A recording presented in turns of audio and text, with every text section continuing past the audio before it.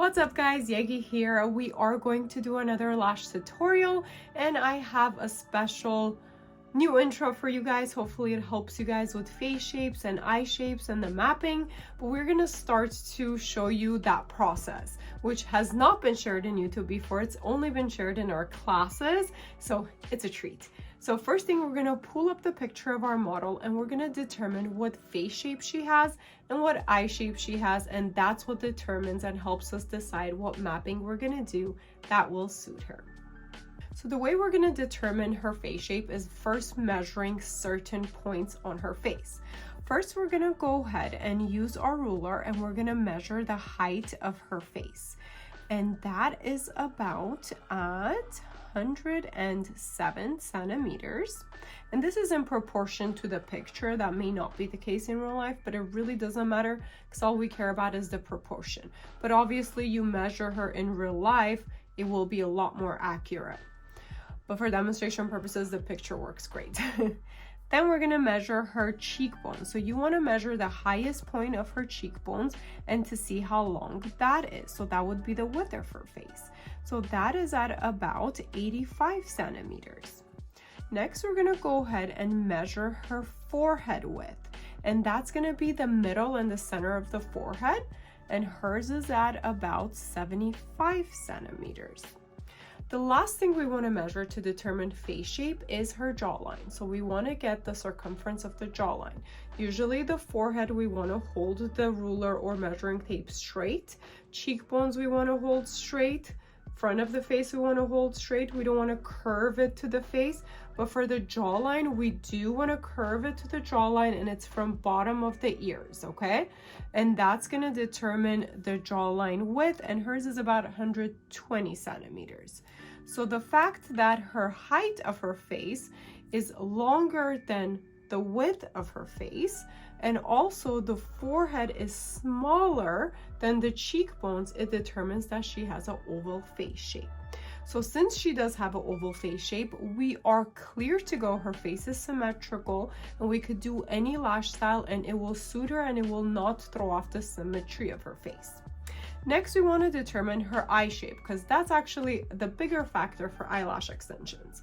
Her eye shape is also the ideal eye shape. It is almond shape. Again, we could do any style for the almond shape eye and it would still look nicer. But I did notice she has tiny bit of hooded eyes, which doesn't give us a lot of lid space. So for that reason, I decided to go with a cat eye versus a doll eye to give it a little bit more space. So if she were to wear eyeshadow or anything like that, it will show better compared to being really filled in and maybe the eyelash is going a little bit too high and taking away from her eyebrow and throwing other things off. But yeah, I hope that helps. So let's jump into the full-on tutorial and the mapping of the lashes. Now that we have the design part down, we are going to tape down our bottom eyelashes and prime them with the Yegi primer.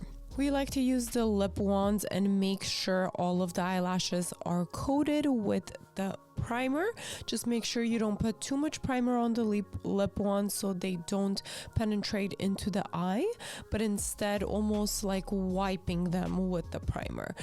We want to make sure the eyelashes are nice and dry before we start the application. But now we're going to lift up the eyelid tiny bit with the blue sensitive tape in order to see the eyelashes better and not have it attached to the bottom. Now we will also map out our design on the under eye patch in order to have a guide and keep both eyes persistent with the design that we want to accomplish. It is a common mistake for both eyes not to be even if you are not paying attention to the center of the eye. So make sure you are pointing at the center of the eye after you map out both eyes, and that the mapping area, the number of eyelashes you're going to put there is the same. So if the 11s are going exactly in the middle, on the other side, that's where they should be. Because even if they're shifted a little bit, it will throw things off. Now we are using the A2 and A4 tweezers. These are the Yegi Gold Line tweezers. They're super precise and professional level. The A2 is for isolation and the A4 is for application. However, that A2 that we're using for isolation is also a great tweezer for the inner and outer corners because it's a half moon shaped shorter tweezer, and you could really get in those inner and outer corners for isolation and even application. Now for the adhesive, we are using the Yegi transparent adhesive because this is one of our fastest drying adhesive at its purest form, and it helps the lashes last long, up to 8 weeks. And of course, the lashes are the 60 lashes. These are pre-made eyelashes. They are narrow at the base, but they have a long root, so you have a good support area for it to be attached to the natural lash, and they will last really long, just like handmade fans. These eyelashes are not made with adhesive, so you won't have too much adhesive when you're using a pre-made fan as you're gluing it onto the natural eyelash. That's mainly the difference between pre-made fans and pro-made fans. The pre-made fans are heat bonded and the pro-made fans are glue bonded. There are different pros and cons with the pre-made fans and pro-made fans, but my best thing why I really like the pre-made fans, the ones that Yegi Beauty carries, is that they are heat bonded and they last really long, unlike a lot of pre-made fans on the market. Now you do have to work with them delicately to not break the fan as you're applying, and there's a trick to that as you're picking it off of the strip, and we can show you that. We're gonna isolate and get one natural eyelash between our tweezers like we were for the classic, right? So the pre-made fans, the fan's already made for you, and we're gonna grab it from the base first so it doesn't fall apart when we take it off the strip. Then I'm gonna gently put it down and grab it higher, just like so. So I have room to dip it in the glue. Again, I'm only dipping that base part where they're attached together. I'm gonna wipe the extra. Then I'm gonna go ahead, just like the classic, apply right on top. Okay, I'm gonna hold it in place for a second before I let it go so it can fully dry before I move on to the next one. As we know, isolation is really important, so you want to take your time and isolate the natural eyelashes and get one in between your tweezers before you glue a fan on. So even a pre-made fan, the whole fan, one fan should go on top of one natural eyelash. We should not glue things together, and we shouldn't put multiple of the fans on top of each other either. If you want clean, precise work, you do want a 1-to-1 ratio for your fan and the natural eyelashes. Now, if some of the natural eyelashes are very, very short and thin, which means that they're at their baby face, you can avoid putting any fans on there.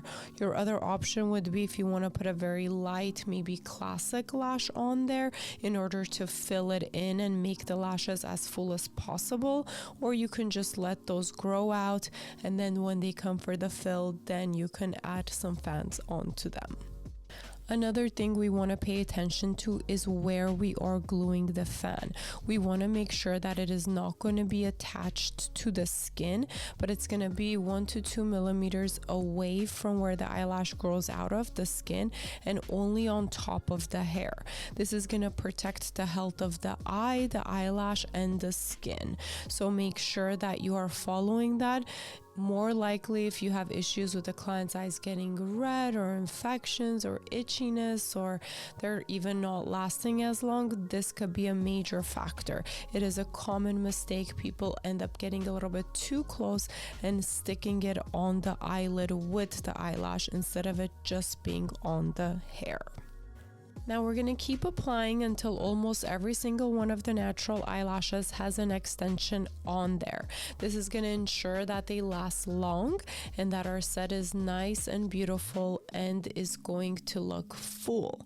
Now remember, on the daily, people lose 1 to 5 eyelashes. So if you don't put enough on there, it may look good just at the moment, but it will appear that they are not lasting long, because as they lose about 1 to 5 a day, they're gonna start looking like there's nothing there about after a week if you're only applying like 20 to 100 on there. So you want to make sure that you are going to apply on almost every single one of the eyelashes that can support the extension. Now this isolation skill and way we're doing it is by almost pulling it to the side as long as we could see one natural hair. That is okay to do as long as you're not sticking more than one extension on more than one natural eyelash. Sometimes that's tricky because other eyelashes may kind of try to stick on there if your isolation is not in between the tweezers, but it is a good tool to have for certain clients if they have nice straight eyelashes. Now, as they are getting fuller, we're going to check to make sure they look nice with a lash mirror. Then we are going to dry for about 3 minutes, and we're going to use the Yegi Super Bonder to seal everything in so she's ready to go. She can go ahead and shower right away if she needs to. And then we're going to make sure nothing is stuck on the bottom. And we're going to untape her and let her see the beautiful lashes that she came here to get. Always remember, it is a really good idea to really brush the eyelashes really well after you're done in order for them to sit properly, because sometimes when you're isolating and applying, they may be kind of going in weird directions. So take your time and really brush them out before you let your clients see the set. Now that we are done with one eye, it's kind of fun to see the comparison. So sometimes for our models or lash clients that we're going to record, we do like to do one eye at a time to see that fun before and after. But normally you can work on both eyes at a time. I kind of recommend it. So then if you run out of time, or you can add in as much as possible to keep both eyes as full as possible similarly. So sometimes when you do one eye at a time, a common mistake people make is that first eye always ends up being fuller, because by the time you're almost done with the second eye, you're either too tired or you think it looks as full, but that's just kind of what happens. So that's for that reason now I recommend for you to work on both eyes. Work a little bit on one eye like 20 minutes and then move to the other eye 20 minutes and jump back and forth until they're both full. Now for the second eye, we're going to follow the same process, so I will super speed it up unless there is something that I think you guys can learn from. But again, we're going to tape down the bottom eyelashes, we're going to prime them, then we're going to map it out, and after that we're going to apply the fans one by one by isolating and making sure that all the natural eyelashes have extensions on them, with the exception of the very short baby eyelashes. And once we're done with application, we're going to use a lash mirror. We're going to compare both eyes, make sure that they're both about the same fullness. Then we can use the super bonder, dry the eyelashes really well, and then untape her and let her kind of see the final results. So that's a quick summary of eyelash procedures as well. But like I said, if you guys have any questions, feel free to comment below and I'll be more than happy to answer them. I hope these tutorials are what you guys are looking for and it's going to help you in your lashing journey. But besides that, please let me know if there is different type of lash content you guys would prefer on this channel. Now let me slow the video down right here because we are going to show you how to move the eyelid or tape the eyelid sideways in order to get into those inner corners. So inner corner lashing is sometimes more challenging because those eyelashes are shorter and sometimes harder to see, but using tape as a tool is very helpful in order to make sure you apply on those lashes. You don't want to skip the inner corners, especially because the eye ends up looking smaller and shorter and it takes away from the full look.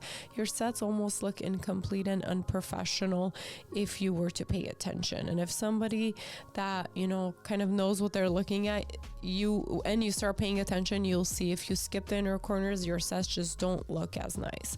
So make sure you take your time, pull out the inner corners of each eye and apply on those inner corners. I promise you your sets will look 10 times better. Now, if you're still watching, you are awesome, and comment below, just say promo code please, and I will give you guys a 20% off promo code, especially for you, whoever is commenting, to shop on the Yegi Beauty website for all eyelash extensions products and supplies.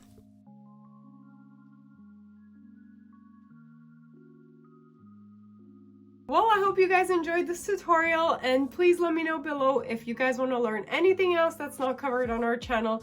I would love to go in details with you. Again, I'm Yegi. I'm a master lash artist, educator, lash line owner, and all that good stuff, and we love to team up and partner with other lash artists.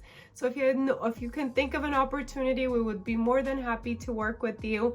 And of course, always check out our social media, check out yegibeauty.com for products and also certification, education, and of course, email us, DM us if you have any questions. We're always happy to help. Bye, until next time.